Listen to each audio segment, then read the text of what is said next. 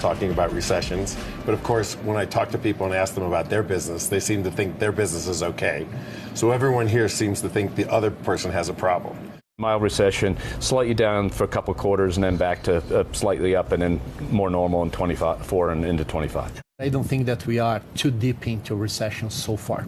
I think there will be parts of the world that go into recession this year, but we will choose to ignore that in the parts of the world that are enjoying continued growth.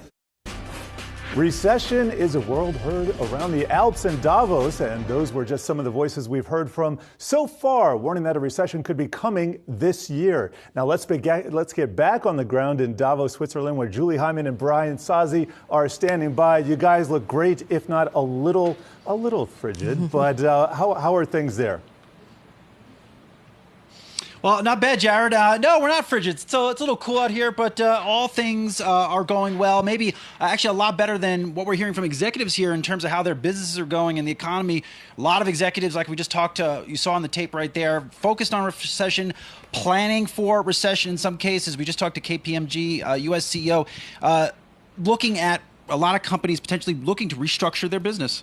Yeah, and sort of preparing for a slowdown is what we're hearing. But it's not that negative, really, the rhetoric that we're hearing. Despite what you just heard, yes, people are talking about a slowdown. They're talking about a potential recession. But we also heard, less pessimistic comments from IMF head Gita Gopinath, right, where she was talking about, the economists there are talking about that we're going to have a slowdown, but it maybe won't be as bad as first feared. And the other thing that struck me that I thought was really interesting, Brian, we talked to Chuck Robbins of Cisco, and he said, all you guys in the media want to ask us about recession, and yes. people externally want to talk about recession, but the meetings he's having with other executives, the meetings he's having with global leaders, they're not necessarily talking about recession. They're talking about specific business initiatives, specific partnerships, specific philanthropic work that they are working on. So it's interesting, that sort of divide, if you will, between the discussions we're having and we want to know about and what they're discussing amongst themselves. Right, Julie, and that's one bubble here. And the other bubble is just this overall event.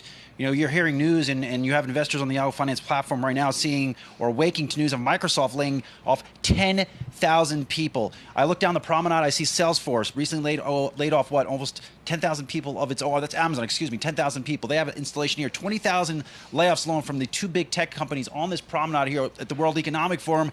And on Thursday, Microsoft is slated and reportedly to have their cocktail party, guest singer Sting. Now, I would have liked to see more humility here from these big cocktail companies, because in many respects, they are acting the same way they did at every other single World Economic Forum I've been here, and unlikely the ones that I wasn't able to get to because I wasn't in this field. I know. We'll debate more on that later. Okay. Well, continuing the conversation, though, you also heard some criticism on tech from friend of the show, Ian Bremmer, while you were out there. What did he have to say? Well, Ian Bremmer of Eurasia just talked about the dominance of tech titans and their disinterest in being really stewards of democracy and playing that role. This is what he said.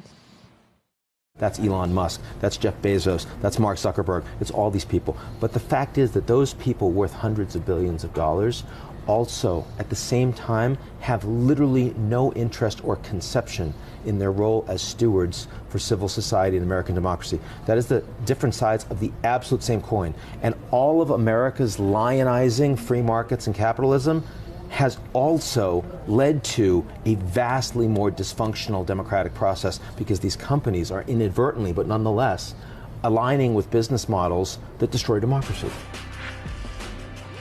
And he was talking about, in particular, social media. He brought up the idea that China does not allow many of these social media platforms there because they see their destructive power. So that was an interesting theme that he was talking about as well. Not as much of the zeitgeist here, but still an interesting point that he made. And we're going to hear much more of Bremmer's comments later in the show. And Ian was very much right on the mark. And by and large, big cap tech has been unchecked by various administrations and the government for some time now.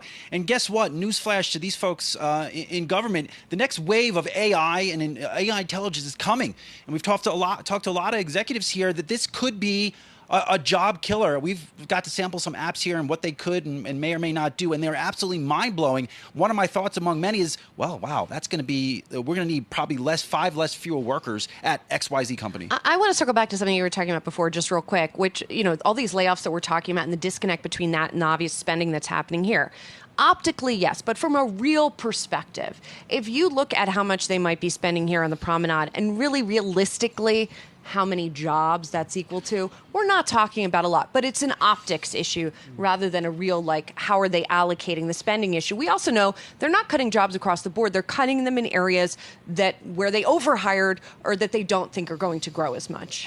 You're right on the mark, Julie. Optically, it's not a good look, because if you're a Microsoft employee today that is getting a pink slip, you're probably going onto LinkedIn and posting and letting your network know about that you are no longer employed by Microsoft. Then you might also see news that, oh yeah, Sting is playing at a Microsoft cocktail party at one of the most exclusive events for CEOs and billionaires in the world. I think it's an extremely big disconnect, and I'm very fired up about it, clearly. Clearly. Well, it's hard to Back to you guys. It's hard to imagine that anybody would throw a tomato at Sting while he's performing, but I would point you in the direction of Ian Bremmer if you do see a tomato thrown. Thank you so much for checking in with us here, Julie and Brian.